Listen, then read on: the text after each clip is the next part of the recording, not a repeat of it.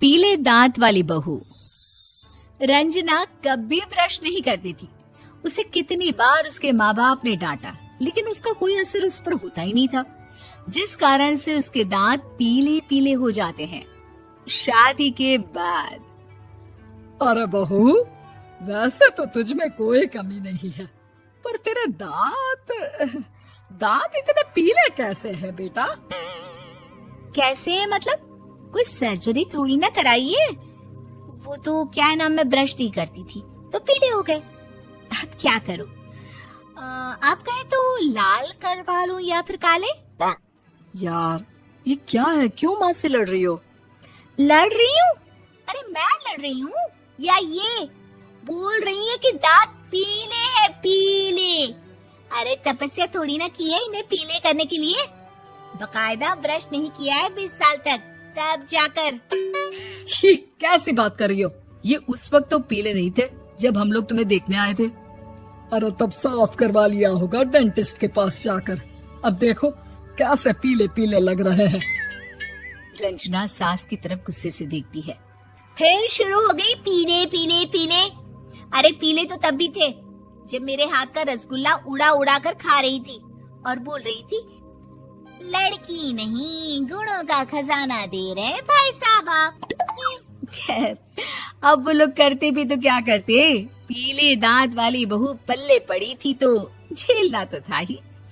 एक दिन कीर्तन में रंजना गाना गा रही थी।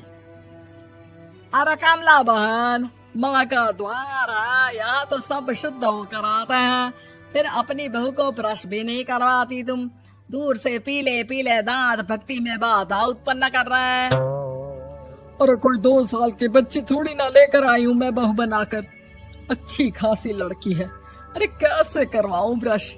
ये तो उसे खुद करना चाहिए ना। अब माँ बाप तो इसके जैसे तैसे निपटा दिए, ये नहीं सोचा कि सास कैसे संभालेगी। सास बहू को लेकर घर आ जाती है, लेकिन सोच लेती है कि अब इसे लेकर कहीं नहीं जाएगी। अगले रोज बहू कहती है, अरे क्या हो गया, मंदिर नहीं जाना क्या? कीर्तन का वक्त हो रहा है। मेरी मधुर वाणी से कान्हा जी जागते हैं और सोते हैं। आप तो जानती है ना उनकी भक्ति में कितना मन लगता है मेरा। वो क्या है ना, तबीयत ठीक नहीं लग रही है मेरी, आराम करूंगी मैं। तबीयत ठीक नहीं लग रही? अभी तो मिथुन के गाने पर नाच रही थी आप, और अब बोल रही है कि तबीयत ठीक नहीं लग रही। अरे भक्ति में मन लगा लो सासू माँ, ऊपर जाना है, क्या मुंह दिखाओगी आप? हाँ? सास को बहू की बात पर गुस्सा आ जाता है। मैं क्या मुंह दिखाऊंगी, इसकी चिंता तो ना कर, समझी? अपने मुंह की चिंता कर, जो ये पीले पीले दांत लेकर हर जगह पहुंच जाती है। पता है लोग कितना मजाक बनाते हैं। ना जी ना, मैं नहीं जाना कहीं तेरे साथ। तो ये बात है, कोई ना, मत जाओ, मैं अपने कमरे में ही बैठकर भक्ति कर लूंगी। ऊपर वाला दांत थोड़ी ना देखता है, मन देखता है, भावना देखता है। और अरे बस बस, तू सब कुछ दिखा, बस ये सफेद चमकदार दांत ना दिखाना किसी को, है? जा यहाँ से। बहू को सास की बात का कोई फर्क नहीं पड़ता, वो तो जैसी थी वैसी ही रह जाती है। सुबह नहाकर किचन में खाना बनाना, फिर खाना खाना, कीर्तन भजन करना और सो जाना। एक दिन, माँ जी मैं सहेली के घर जा रही हूँ, शाम को लेट आऊंगी। हाँ हाँ तो जाना, मैंने कौन सा तेरी आरती करनी है घर पर बैठकर। रंजना सहेली के घर जाती है, जहाँ वो पार्टी में जाने की तैयारी कर रही होती है। अरे शिखा, कहाँ जाने की तैयारी कर रही है? मैं गलत वक्त पर आ गई क्या? अरे नहीं यार, उल्टा सही वक्त पर आई है। मैंने ये साड़ी और ज्वेलरी निकाली है यार, शाम को इनके ऑफिस की एक पार्टी में जाना है। बताना कैसा लग रहा है ये सब? नहीं यार, इस ड्रेस के साथ तो वो वाली ज्वेलरी अच्छी लगेगी। हाँ हाँ सही बोल रही है, मैंने ध्यान ही नहीं दिया। वैसे तो हमेशा से मस्त फैशन सेंस रखती है। तो बड़ा जाती होगी ना पति के साथ पार्टी में। रंजना कुछ नहीं बोलती, बस सोचती है कि यार काश ये बात सही हो जाती, पर मैं क्यों नहीं जाती पार्टी में? क्या इन लोगों की कोई पार्टी होती नहीं होगी? रंजना घर आती है और रात में पति से सवाल करती है, एक बात बताइए, आप मुझे किसी पार्टी में क्यों नहीं ले जाते? क्या आपके यहाँ ऑफिस में पार्टी नहीं होती? पति बेचारा क्या कहता कि दांत पीले हैं तुम्हारे इसलिए।